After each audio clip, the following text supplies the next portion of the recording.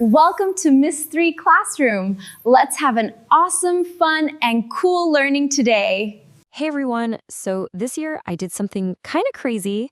I went on a year-long journey all across my home country, Canada, and I documented every single adventure along the way. I'm calling my blog Adventure Time, and I am so excited to share it all with you. So yeah, this is my travel blog. My big goal for the year was to explore as much of this amazing country as I possibly could.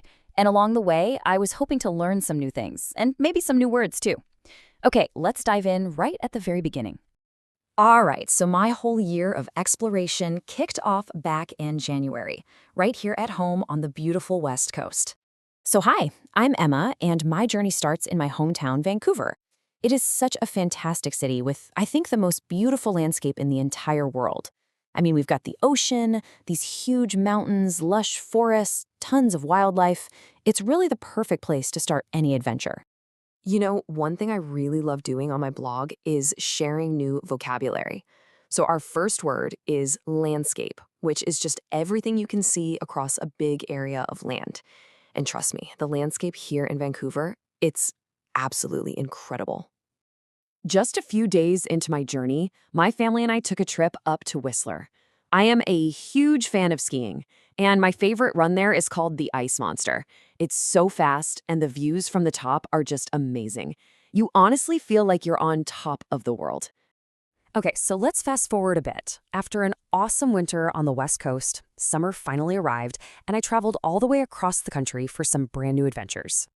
So in June, I found myself in Ottawa, which is Canada's capital, and I decided, hey, I'm going to try kayaking for the very first time.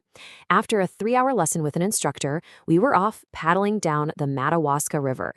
It was so much fun, and the scenery was just beautiful. Okay, so from paddling on a river, my next adventure was, well, completely different. It took me from the water right up into the sky for a totally new kind of thrill. In August, we went to this incredible hot air balloon festival near Montreal. We had to wake up so early because they fly when the wind is calmest, but oh my gosh, it was so worth it. From our basket, I could see the entire countryside just unfolding below us. And this festival was massive. I'm not talking just a few balloons. We're talking over 200 of them, all floating in the sky at once.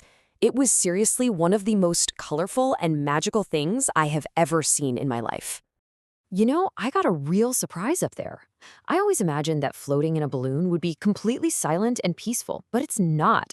The burner that heats the air makes this really loud whoosh sound, and you can actually feel the heat from the flame. It was totally unexpected. As amazing as all of that was, my biggest, most heart-pounding experience of the whole year happened in September. I went to Toronto to celebrate my 15th birthday, and I really wanted to do something I would never, ever forget. So I have a question for you. When you think of sightseeing, what comes to mind?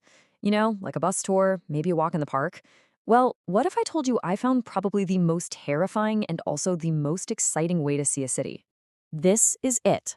For my birthday, my best friend Charlene and I did the edge walk at the top of the CN Tower. And yes, that means we actually walked around the outside of the tallest building in the city. I still can't believe we did it.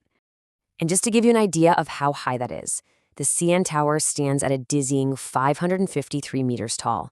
It completely dominates the Toronto skyline, and we were about to walk around the very top of it. So after getting into this special suit and practicing with our guide, they clipped us onto a safety rail and we walked out onto the platform, 350 meters above the ground.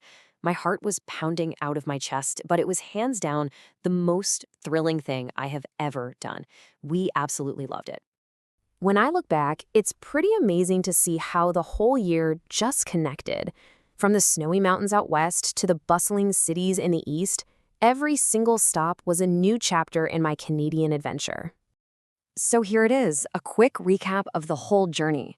We started with skiing in Whistler, then we zipped across the country for some river kayaking in Ottawa.